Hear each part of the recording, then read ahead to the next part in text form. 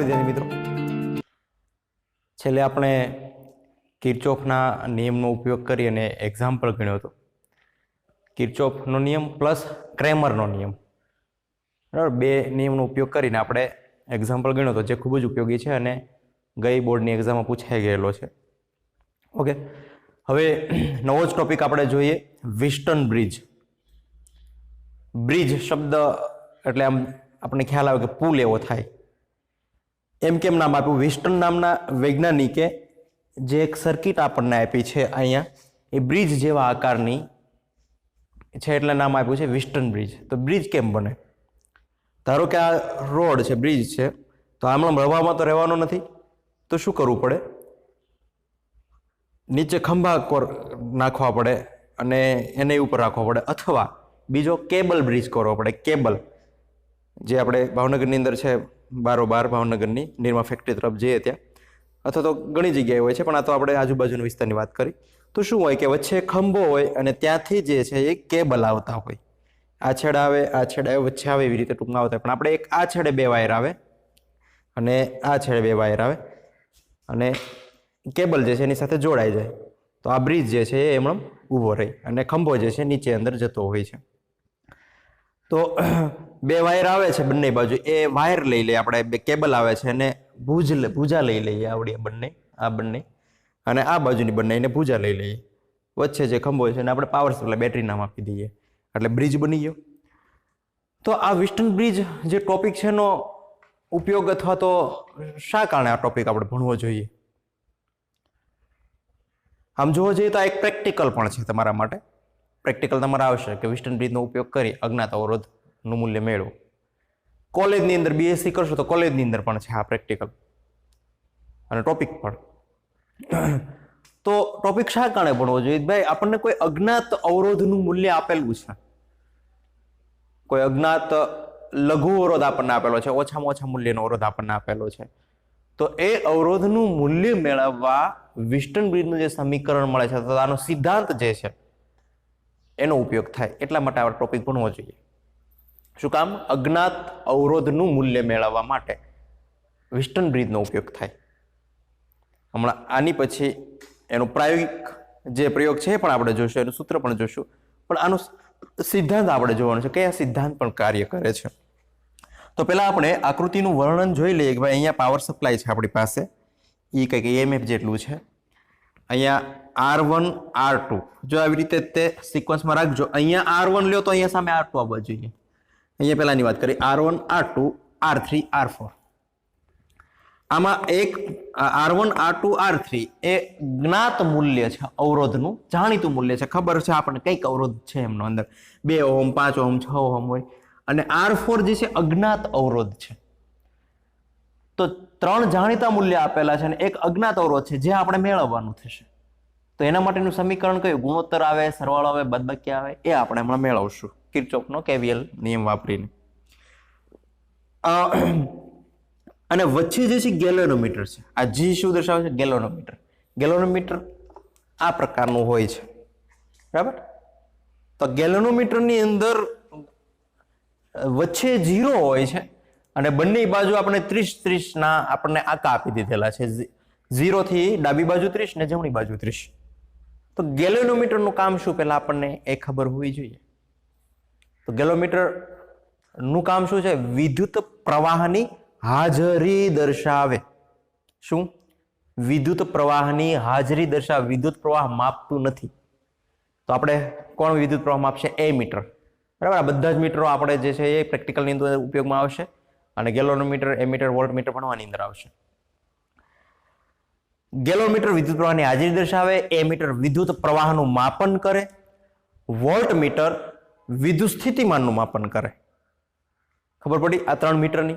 તો અહીંયા આપણે ગેલોમીટરની વાત કરીએ તો ગેલોમીટર જે છે એ વચ્ચે મૂકવામાં આવે છે.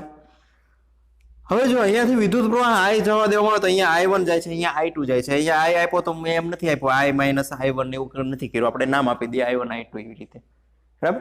તો અહીંયાથી જ્યારે વિદ્યુત પ્રવાહ પસાર થશે ત્યારે આ ભુજામાંથી વિદ્યુત પ્રવાહ જશે, આ ભુજામાંથી વિદ્યુત પ્રવાહ જશે. તો ભુજા A અને C સાથે આપણે બાહ્ય પાવર સપ્લાય જોડી દીધો છે. એ વિકર્ણ આ આખું જે એ બી સી ડી બને એના વિકર્ણ એ અને સી સાથે જોડી દીધું છે આપણે, બરાબર. આવું થોડુંક આકૃતિનું વર્ણન કરવાનું આવશે આપણે. R1, R2, R3 અને R4 અવરોધો છે અહીંયા આપેલા. એમાંથી R4 અજ્ઞાત અવરોધ છે, R1, R2, R3 જ્ઞાત મૂલ્યના અવરોધો છે. પછી R1 માંથી I1 જેટલો વિદ્યુત પ્રવાહ પસાર થાય છે, R2 માંથી I2 જેટલો વિદ્યુત પ્રવાહ, R3 માંથી I3 જેટલો વિદ્યુત પ્રવાહ અને R4 માંથી I4 જેટલો વિદ્યુત પ્રવાહ પસાર થાય છે. આવું આપણે વર્ણન કરવું પડે જો કદાચ આપણને થિયરી આપણને પૂછેલી હોય તો. હવે આપણે મેઇન વાત કરીએ.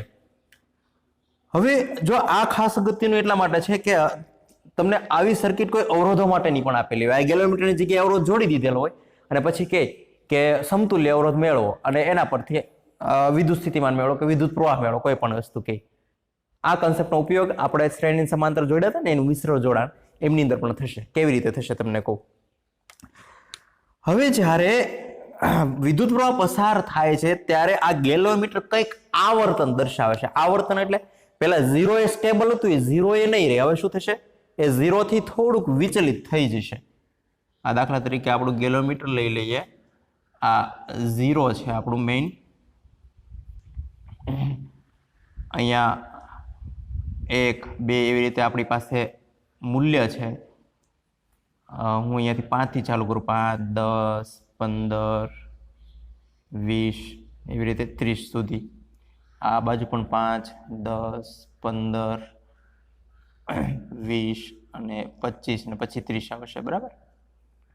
તો આવું આપણને કંઈક જે છે એ ગેલોમીટરની દર્શાવ્યું. પેલો અહીંયા જે છે 0 પહેલા છે ત્યારે એનો મિનિંગ શું થયો કે જ્યારે આપણે પાવર સપ્લાય ચાલુ કર્યો નથી ત્યારની વાત કરી છે. પાવર સપ્લાય ચાલુ નથી કર્યો એટલે એનો મિનિંગ શું થયો કે ભાઈ વિદ્યુત પ્રવાહ પસાર થતો નથી, વિદ્યુત પ્રવાહની હાજરી દર્શાવતો નથી. હવે વિદ્યુત પ્રવાહ પસાર કરશો આમની અંદરથી એટલે શું થશે, આ બંને ભુજાઓમાંથી વિદ્યુત પ્રવાહ પસાર થશે. વિદ્યુત પ્રવાહ પસાર થશે એટલે આ ગેલોમીટર આવર્તન દર્શાવશે. આ કાંટો છે ને આ બાજુ અથવા આ બાજુ બેમાંથી એક બાજુ કંઈક આવર્તન દર્શાવે. 15 તો 15 દર્શાવશે. અહીંયા એમના એકમ લખેલા છે 20 માઇક્રો એમ્પિયર પર ડિવિઝન. તો એક કાપાનું મૂલ્ય હોય કે એક કાપાનું મૂલ્ય કેટલું છે એ પછી આપણે આજે આગળ જઈશું ત્યારે એનો ઉપયોગ થશે ત્યારે તમને વાત કરીશ.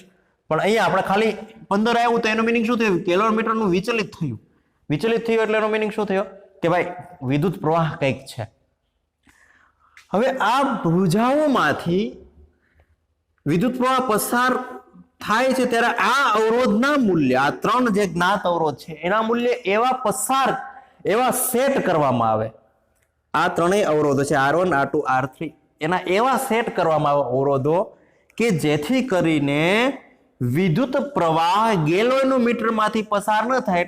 એટલે કે ગેલોમીટર 0 આવર્તન દર્શાવે, નલ પોઈન્ટ દર્શાવે. સમજાણું શું કહું છું કે આ ત્રણેય અવરોધો છે અજ્ઞાત મૂલ્યના અવરોધો એ એવા પસંદ કરવાના કે જેથી કરીને આ ગેલોમીટરમાં 15 દર્શાવતું હતું એની જગ્યાએ આ 0 એ આવીને ઊભું રહે.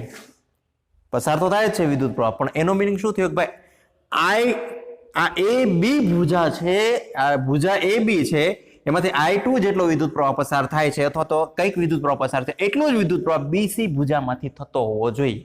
તો ગેલોમીટર 0 આવર્તન દર્શાવે. 0 આવર્તન દર્શાવે એટલે શું વિચારવાનું કે વિદ્યુત પ્રવાહ પસાર થતો નથી. તો વિદ્યુત પ્રવાહ અહીંથી I2 માંથી I4 માં જતો. પહેલા શું થતું હતું કે I2 માંથી આ ગેલોમીટરમાં થઈને પછી અહીંથી પાછો પસાર થતો હતો, અહીંયા ભેગો થતો હતો, બરાબર.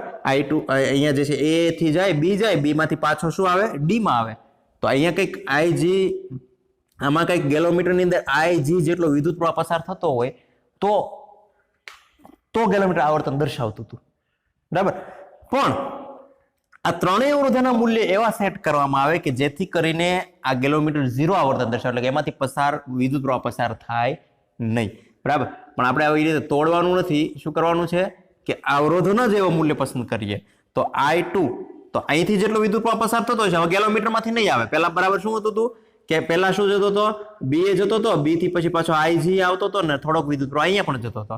તો આ IG વાળો વિદ્યુત પ્રવાહ પાછો D થી પછી અહીંયાથી સમ થઈને અહીંયાથી C પાસે પાછો આવી જતો હતો, બરાબર. તો અહીંયા જે વળે છે B થી ગેલોમીટરની અંદર જાય છે એ આપણે બંધ કરવાનું છે. તો શું કરવું પડે કે એવા કંઈક અવરોધો પસંદ કરવા પડે જેથી કરીને વિદ્યુત પ્રવાહ A થી B જાય ને B થી સીધો શું થાય C જાય. બરાબર. તો આમાંથી પસાર નહીં થાય એટલે ગેલોમીટર શું દર્શાવે છે? 0 આવર્તન દર્શાવશે.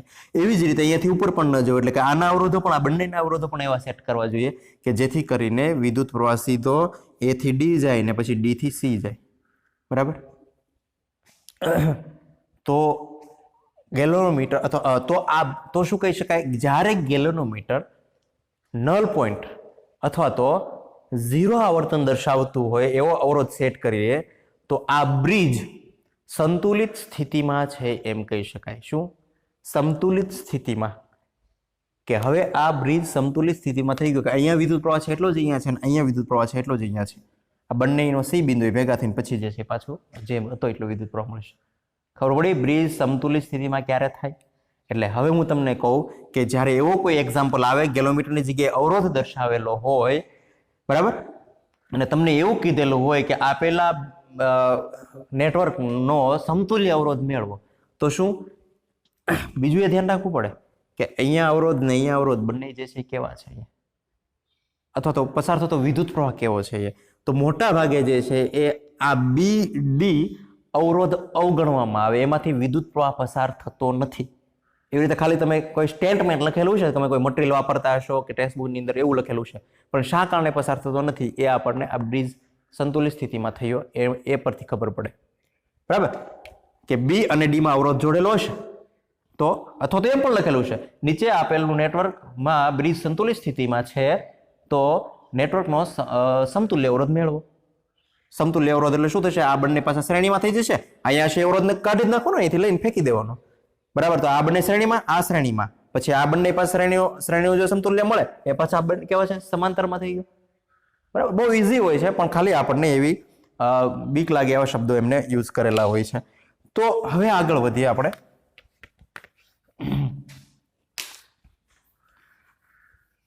તો અહીંયા જ્યારે AB ભુજામાંથી I2 જેટલો વિદ્યુત પ્રવાહ પસાર થશે ત્યારે સંતુલિત સ્થિતિમાં હોય ત્યારની આપણે વાત કરી. બરાબર.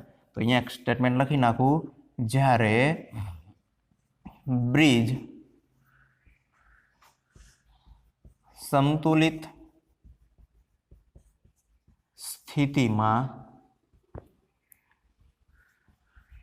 હોય ત્યારે I2 ઇઝ ઇક્વલ ટુ અહીંયાથી AB માંથી જેટલો વિદ્યુત પ્રવાહ પસાર થતો છે એટલો તે BC માંથી ઇઝ ઇક્વલ ટુ I4 અને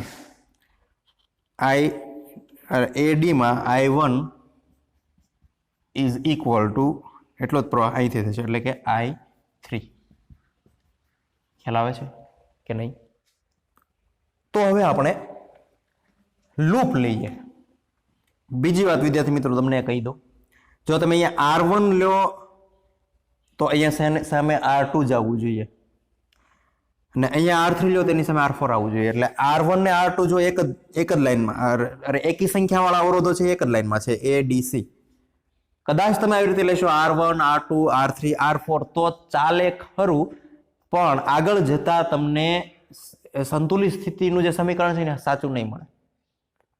એટલે હંમેશા આપણે ટેક્સ્ટ બુકમાં આ પ્રમાણે દર્શાવે છે, પરંતુ તમે આ બંને અપોઝિટ કરી નાખો તો ચાલશે, તો તમને જવાબ મળી જશે. R1 અહીંયા છે જગ્યાએ R1 લઈ લો અને R2 અહીંયા છે જગ્યાએ R2 અહીંયા લઈ લો. ફક્ત આને ફેરવો ને આને ન ફેરવો તોય જવાબ નહીં મળે. તો એની સામે પાછું આને પણ ફેરવું પડે, R3 અહીંયા અને R4 અહીંયા. ખ્યાલ આવે? એટલે એક્ઝામની અંદર તમે આ ધ્યાન રાખજો. તમે શું કરશો? R1, R2, R3, R4 સીધી લાઈનમાં આપી દેશો. આવી રીતે ABCD કોઈ પણ રીતે આપી શકાય, પણ આ અવરોધોના મૂલ્ય આપવા ધ્યાન રાખજો. R1 આપો તો અહીંયા R2, R3, R4 અથવા R1, R2, R3, R4. બરાબર. હવે આપણે આમાં લૂપ લઈએ. એક ABDA લૂપ માટે એ પણ લઈ શકો, ADBA કોઈ પણ લઈ શકો. બરાબર. આપણે ABDA લૂપ માટે લઈએ. લૂપ ABDA માટે શું આપણે કિર્ચોફ વોલ્ટેજ લો તમારે લખવાનું, કિર્ચોફનો નિયમ વાપરતા શું થશે? હાલો A થી B જઈએ. વિદ્યુત પ્રવાહ કેટલો છે? I2 અને અવરોધ કેટલો છે? R2. વિદ્યુત પ્રવાહની દિશામાં જઈએ છે એટલે શું આવશે? Minus I2 R2. હવે ક્યાં આવ્યા? B થી D. હવે જો આ ગેલોમીટરમાંથી પસાર થતો વિદ્યુત પ્રવાહ આપણે ધારી લઈએ IG છે અને ગેલોમીટરનો અવરોધ G છે. શું? પસાર થતો વિદ્યુત પ્રવાહ IG અને એનો અવરોધ જી અહીંયા છે તે ઓલરેડી, અથવા તો અવરોધ આર જી એમ પણ લઈ શકાય, બરાબર.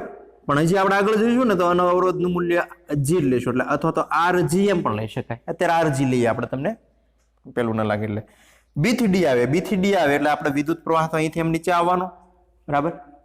પણ સીધું તમે 0 પણ મૂકી શકો, કારણ કે ખબર છે મેં શું લખ્યું અહીંયા, બ્રિજ સમતુલિત સ્થિતિમાં એટલે બી થી ડી વિદ્યુત પ્રવાહ પસાર થવાનો જ નથી, એટલે શું આવશે 0. તો એ પણ આપણે લખી નાખીએ, વિદ્યુત પ્રવાહની દિશામાં આવીએ છીએ આપણે, એમ ધારી લઈએ. એટલે શું લઈએ, minus IG R G.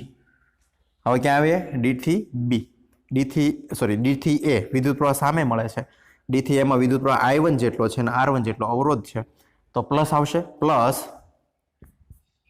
I1 R1 is equal to 0. ખબર પડી, ડી થી એ આવી ગયા. પાછા I1 R1 voltage V is equal two, okay. હવે આમાં જે આ પદ છે માઇનસ આઈજી આરજી, આમાં વિદ્યુત પ્રવાહ I ઇઝ ઇક્વલ ટુ 0 છે. અવરોધ ગોલ્ડમીટરનો કંઈક હશે 90 ઓહમ 110 ઓહમ, એ તમારે એ પણ પ્રયોગ છે. તો આઈજી ઇઝ ઇક્વલ ટુ 0 છે, તો શું થશે, minus I2 R2 plus I1 R1 is equal to 0, because reason of IG is equal to 0. ગેલોમીટરમાંથી પસાર થતો વિદ્યુત પ્રવાહ 0 છે, એટલે વચ્ચેનું જે IG ઇન્ટુ RG 0 થઈ જશે. ઓકે, કાંઈ વાંધો નહીં. I1 R1 ને ત્યાં રહેવા દો, I2 માઇનસ I2 R2 છે એને જમણી બાજુ જવા દો, તો શું થાય, I1 R1 is equal two I2 R2. જે આપણને સમીકરણ મળ્યું છે, ખૂબ જ અગત્યનું સમીકરણ છે આપણું. સમીકરણ 1 નામ આપી દઈએ. Is it clear? એવી જ રીતે કઈ લૂપ લઈએ આપણે, A B D A લીધી, B C D B લઈએ. કોઈ પણ ઊંધું પણ લઈ શકો, B D C B પણ લઈ શકો, પણ આપણે ક્લોકવાઇઝ ચાલીએ છીએ તો ક્લોકવાઇઝ રાખીએ. ઓકે, નેક્સ્ટ લઈએ આપણે. તેથી લૂપ કઈ લેશું, B C D B. B C D B માટે કિર્ચોફ વોલ્ટેજ લો, કિર્ચોફનો વિદ્યુત સ્થિતિમાનનો નિયમ લગાડીએ આપણે.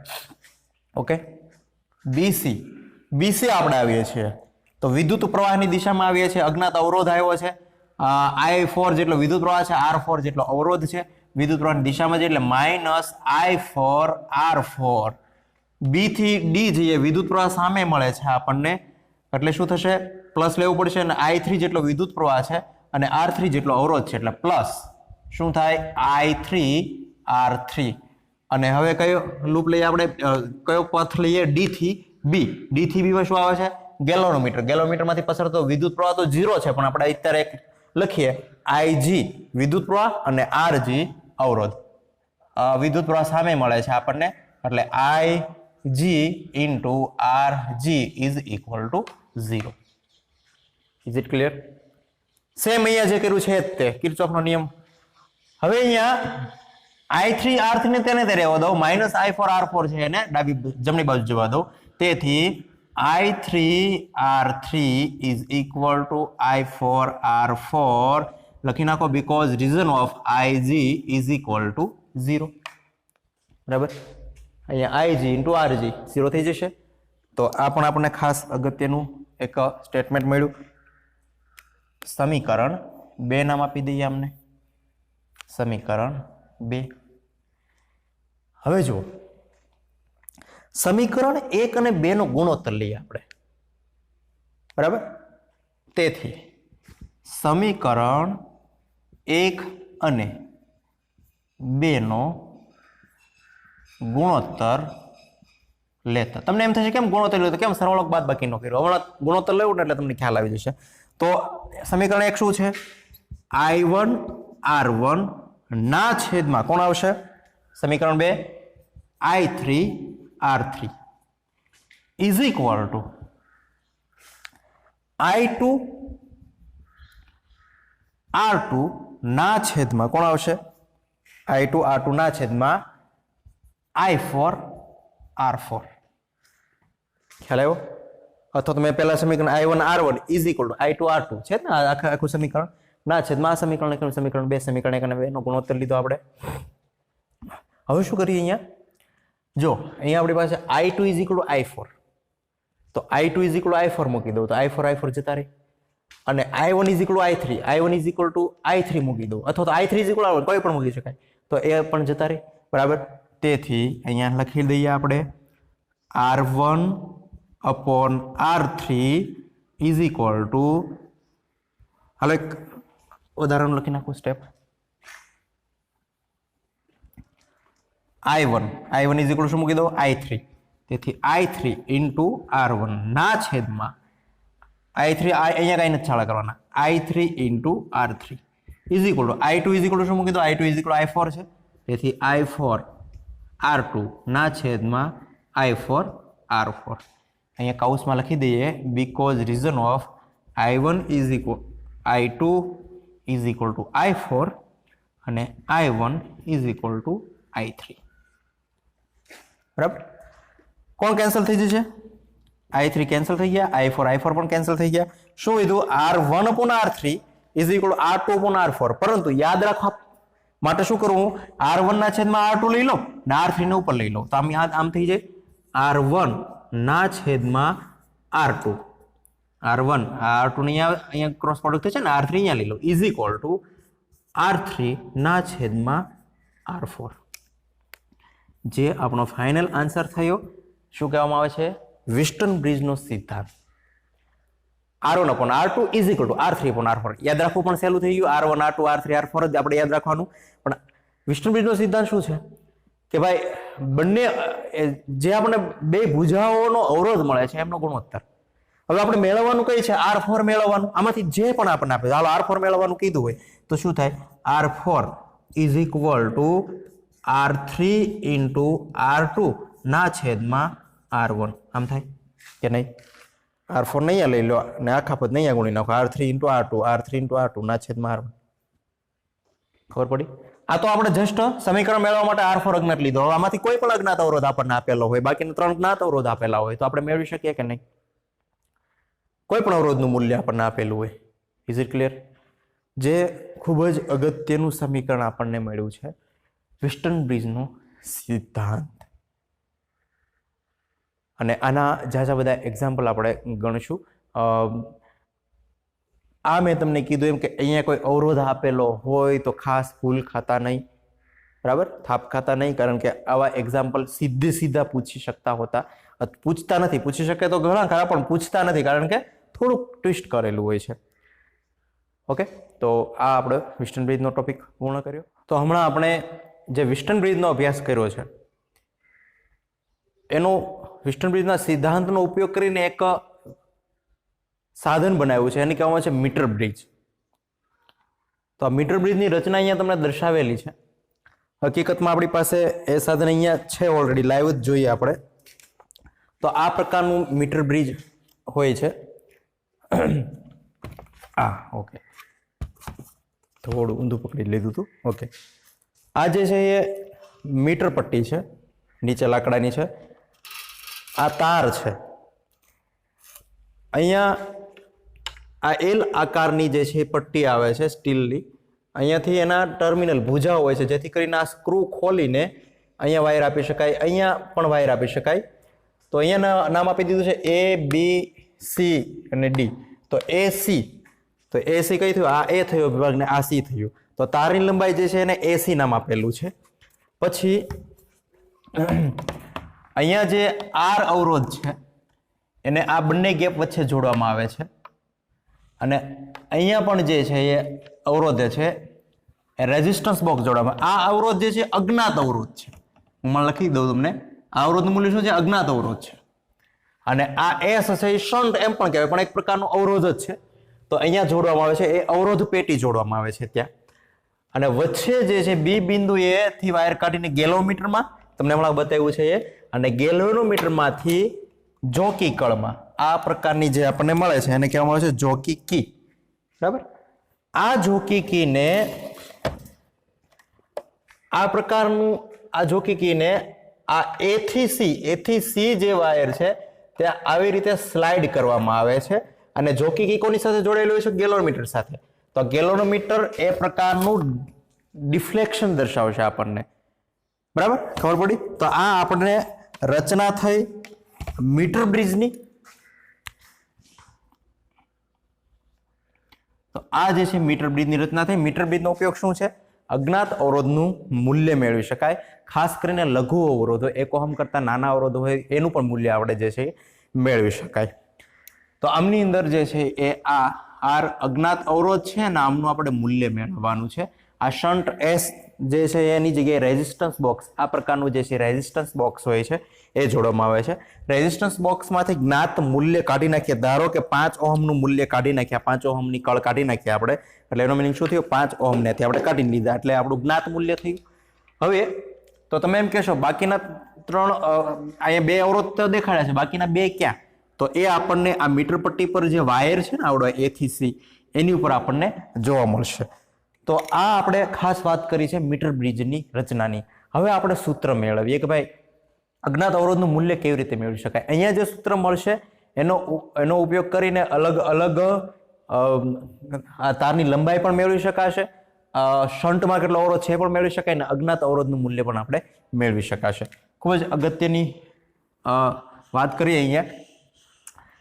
ઓકે, આમાં આપણે કિર્ચોફનો વોલ્ટેજ લો નિયમની લૂપ ને એવું કાંઈ લેવાનું થતું નથી. જે આપણે હમણાં સિદ્ધાંત ભણ્યા છે એ જ લેવાનું થશે.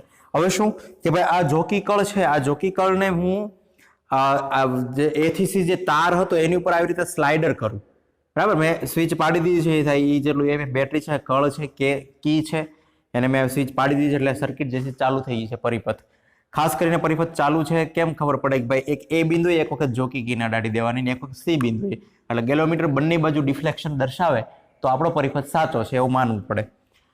હવે આ મીટર સ્કેલ અહીંયા દર્શાવેલું છે. મીટર સ્કેલ કેટલી હોય છે? 100 સેન્ટીમીટર, 1 મીટર છે એટલે 100.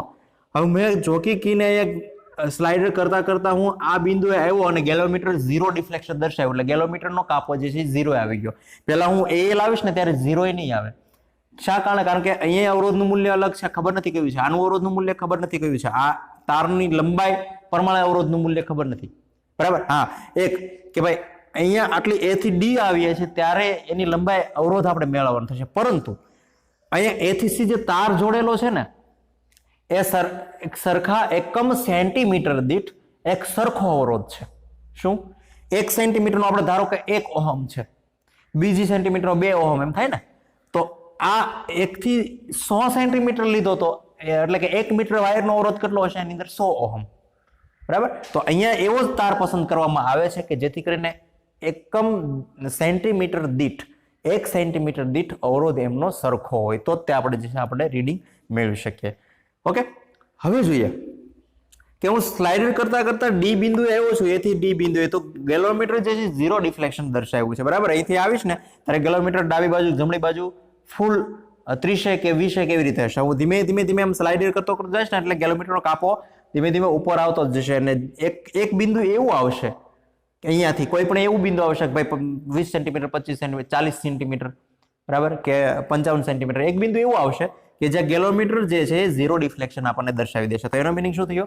બ્રિજ સંતુલિત સ્થિતિની અંદર થયો, બરાબર. તો ધારો કે આવડો અવરોધ જે છે R1 લઈ લઈએ, આવડો અવરોધ R2 લઈ લઈએ. ખ્યાલ આવ્યો? વિસ્ટન બ્રિજ જોયો તમે તો વિસ્ટન બ્રિજની અંદર શું હતું કે અહીંથી આપણે ખેંચી લીધેલું છે એટલે આ R1 થયો, એની સામે R3 આવવો જોઈએ ને. તો આટલું જે છે ગેપ છે, આટલી લંબાઈ છે એ આપણે R3 લઈ લઈએ, અને આટલી લંબાઈ છે એને R4 લઈ લઈએ, બરાબર. અહીંયા મેં જોડી દીધું છે, અહીંયા ગેલોમીટરનો વાયર છે અહીંયા. તો ડી બિંદુ લાવું તો મને 0 ડિફ્લેક્શન આવ્યું. તો ધારો કે A થી D L જેટલી લંબાઈ છે, બરાબર. A થી D કેટલી છે? L જેટલી લંબાઈ છે. તો બાકીની લંબાઈ કેટલી વધી? આ તો આખી 100 સેન્ટીમીટરની છે. 100 સેન્ટીમીટરમાંથી આટલી બાદ કરી નાખું, આ 100 સેન્ટીમીટર છે એમાંથી આટલી L જેટલી લંબાઈ બાદ કરી નાખું, બાકીની લંબાઈ મળે. તો 100 - L મને મળ્યું કે નહીં? બરાબર. તો આપણી પાસે વિસ્ટન બ્રિજનો સિદ્ધાંત શું હતો? R1/R2 = R3/R4. R1 કયા છે? બરાબર, A થી B છે, આ બંને વચ્ચેનું જે છે એ R1 થયું, બરાબર. એટલે R મૂલ્ય થયું, ખ્યાલ આવે? R2 કોણ થયું? આ S નું મૂલ્ય થયું. પછી R3 કોણ થયું? જો આ હવે R3 કેવી રીતે મેળવવા આપણે? તો R3 મેળવવા માટે આપણે શું કરવું પડે? R3 = આ એલ જેટલી લંબાઈ છે એ થી ડી, અને આપણને ખ્યાલ છે કે જેમ લંબાઈ વધે તારની એમ એનો અવરોધ વધે, અને 1 સેન્ટીમીટર દીઠ સરખો અવરોધ છે તો આપણે શું લીધું 1 સેન્ટીમીટર દીઠ આનો 1 ઓહમ અવરોધ છે. હવે હું એમ તમને કહું કે ભાઈ હાલો મારી પાસે કોઈ 5 સેન્ટીમીટરનો કંઈક તાર છે, 1 2 અહીંયા પેલા 0 આવશે, 3 4 અને 5 સેન્ટીમીટરનો તાર છે આવડો. આમાં દરેક 1 સેન્ટીમીટર દીઠ 0 થી 1 આવો એટલે આટલો 1 ઓહમ હશે, પછી પાછો 0 આટલો 1 ઓહમ હશે, 1 થી 2 કારણ કે 1 સેન્ટીમીટર થયું ને, તો 5 સેન્ટીમીટર પૂછું કેટલો થાય, 5 ઓહમ અવરોધ થાય કે નહીં. તો મારે આને હું કિંમત નહીં પણ આને એલ લંબાઈ આપી દઉં, 5 સેન્ટીમીટર આપી દઉં તો 5 સેન્ટીમીટર લંબાઈ થઈ, અને 1 સેન્ટીમીટર દીઠ અવરોધ કેટલો છે, અવરોધનું મૂલ્ય 1 ઓહમનું, તો 1 ગુણ્યા 5 કરું તો મને શું મળે, 5 ઓહમ અવરોધ મળે કે નહીં. ખબર પડી. તો મારે શું કરવું પડે, અહીંયા મારે R3 મેળવવું છે, તો R3 મેળવવું હોય તો શું થાય, R3 મેળવીએ આપણે, તેથી અહીંયા હું લખી દઈએ આપણે R1 is equal to S, R2 is R1 is equal to R અજ્ઞાત અવરોધ છે, R2 is equal to S, પછી R3 is equal to શું થશે, L into R centimetre into L. તો R સેન્ટીમીટર એટલે શું, સેન્ટીમીટર દીઠ અવરોધ. ખબર પડી. તો R3 આ અવરોધનું મૂલ્ય જ મળશે, 5 સેન્ટીમીટર લંબાઈ મૂકી દો ગુણ્યા અવરોધનું મૂલ્ય 1 ઓહમ, તો 5 ઓહમ અવરોધ મળ્યો. 1 સેન્ટીમીટરનો 2 અવરોધ હોય તો 5 દૂ 10, તો 10 ઓહમ થાય. બરાબર. પણ અહીંયા આપણે આવી રીતે લખવું પડે. પછી R4, તો R4 બરાબર પણ આવી રીતે થશે, આ લંબાઈ કેટલી થઈ, 100 માઇનસ L, તો R સેન્ટીમીટર કૌંસમાં 100 માઇનસ L. આ શું થયું, R4. પરંતુ સિદ્ધાંત પરથી આપણે કિંમત મૂકવો જોઈએ, તેથી શું થાય, R1 is equal two R ના છેદમાં R2 is equal two S is equal two R3 R centimetre cross L. હવે અહીંયા થોડુંક એક સ્ટેપ દર્શાવો ને તો દર્શાવી શકો છો તમે, જ્યાં R અજ્ઞાત અવરોધનું મૂલ્ય, અજ્ઞાત અવરોધ, S અવરોધ, જ્ઞાત અવરોધ, જ્ઞાત અવરોધ, R સેન્ટીમીટર, સેન્ટીમીટર દીઠ અવરોધ. બરાબર. અને બાકીની તો આપણી પાસે L બરાબર લંબાઈ છે, તે L ઇઝ ઇક્વલ ટુ તારની લંબાઈ.